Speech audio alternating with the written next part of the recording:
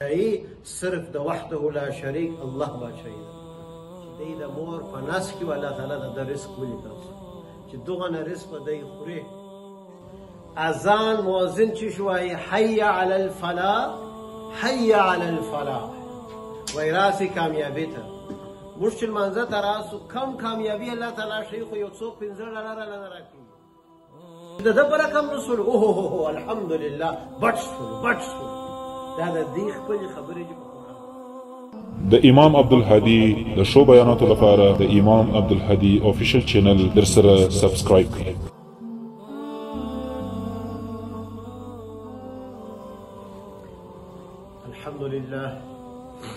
الحمد لله وكفى وسلام على عباده الذين اصطفى أما بعد.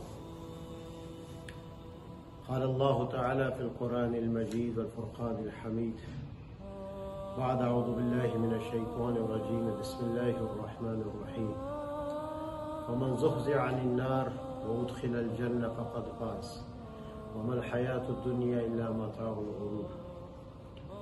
وقال النبي صلى الله عليه وسلم لو كانت الدنيا تساوي عند الله جناح بعوضة ما سقى منها كافرا شربة ماء أو كما قال. وقال النبي صلى الله عليه وسلم تؤفة المؤمن الموت أو كما قال. السلام عليكم ورحمة الله وبركاته. الله سبحانه وتعالى جي مرحوم امان الله خان صاحب سر شوكي الله سبحانه وتعالى جي د آخرت ټول منزلونه پر د باندې آسانه کړي.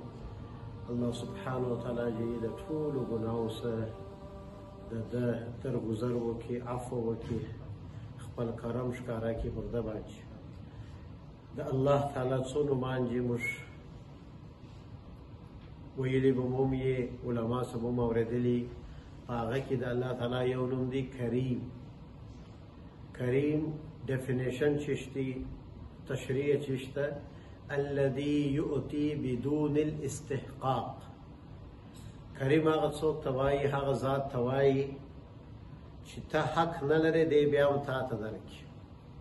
یو تشریح دا ده.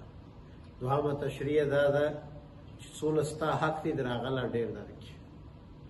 په دغه رسول الله صلی الله علیه وسلم موږ ته ویلي چې وایي که چې د دنیا کاري که چې د آخرت کاري که د مخلوق سره یې که د خالق سره یې 2 رکعته نفل وکړه.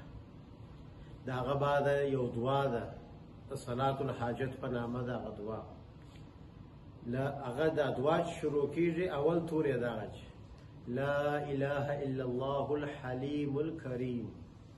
بیا نو مخته دعا شروع ده سبحان الله رب العرش العظیم الحمد لله رب العالمين أسألك موجبات رحمتك وعزائم مغفرتك إلى آخره.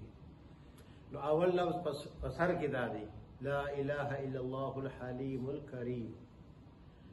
وی الله ته خو کریم یې زما حق نه دی چې ته ما وبخښې زما حق نه دی چې ته ما ونازې زما حق نه دی چې ته کالي راکړې زما حق نه دی چې زه دا سترګې ولرم زما حق نه دی چې زه صحت ولرم مګر دغه ستا صفت کریمي دی چې تا ما ته دا ټوله شیان راکړي.